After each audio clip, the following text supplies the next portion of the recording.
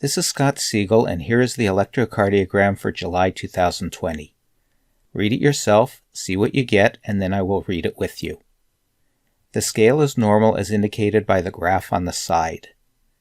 It is 25 millimeters per second and 10 millimeters per millivolt. Rate and rhythm. As usual, first I look for P waves. You can see them here, here, here, and here. In fact, they continue throughout the entire electrocardiogram. They are uniform. The distance from one P wave to the next is one large box, which makes the rate 300 beats per minute. The P waves are inverted in leads 2 and 3 and upright in lead AVR, suggesting that they are not coming from the sinus node. They are originating somewhere in the atria. Since the rate is 300 beats per minute, then this is atrial flutter. The QRS complexes are narrow and uniform, but irregularly spaced. There is variable conduction through the atrioventricular node. The ventricular rate can be calculated by counting the number of beats across the ECG, which represents a 10-second period of time, and then multiplying by 6. There are 15 and almost 16 beats from beginning to end. 15 times 6 is 90, and 16 times 6 is 96. The ventricular rate is somewhere between 90 and 96 beats per minute. This is a controlled ventricular response. Atrial flutter with variable AV conduction and a controlled ventricular response is placed in the ECG diagnosis section. Axes. P waves. The P waves are isoelectric in lead 1 and inverted in lead AVF, suggesting an abnormal P wave axis of -90 degrees. This is consistent with the P waves originating in the atria and not the sinus node. QRS axis. QRS complexes are essentially isoelectric in lead 3 and inverted in lead AVR, suggesting a normal QRS axis of +30. T-wave axis. The T waves are isoelectric in lead AVL and upright in lead 2, suggesting a normal T wave axis of approximately +60 degrees. Intervals. The PR intervals are variable.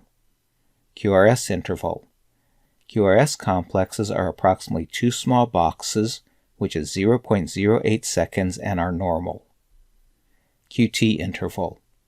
The QT interval cannot be calculated accurately, as the beginnings and ends of the QRS complexes and the T waves are not adequately discerned. Wave morphology. P waves. Since the P waves do not arise from the sinus node, we will not look for left or right atrial abnormality. Q waves. Q waves are seen in leads 2, 3, AVF, V4, V5, and V6. These probably represent inverted P waves that are occurring at the beginning of the QRS complexes. Since we are not sure, it is reasonable to note inferior and lateral Q waves cannot exclude inferolateral myocardial infarction. This is placed in the ECG diagnosis section. QRS complexes. Let us ask and answer our 6 questions.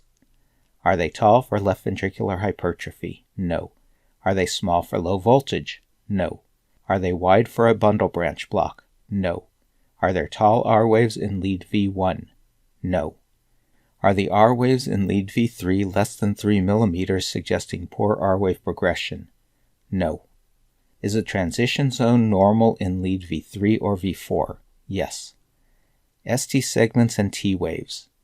The ST and T waves are difficult to discern, but no obvious significant elevation, depression, or other abnormalities are appreciated. Think About section. Nothing is listed in the Think About section. Final ECG diagnoses. Atrial flutter with variable atrioventricular node conduction and a controlled ventricular response. Cannot exclude inferolateral myocardial infarction. Clinical diagnoses. Conduction abnormality. Cannot exclude myocardial infarction and coronary artery disease.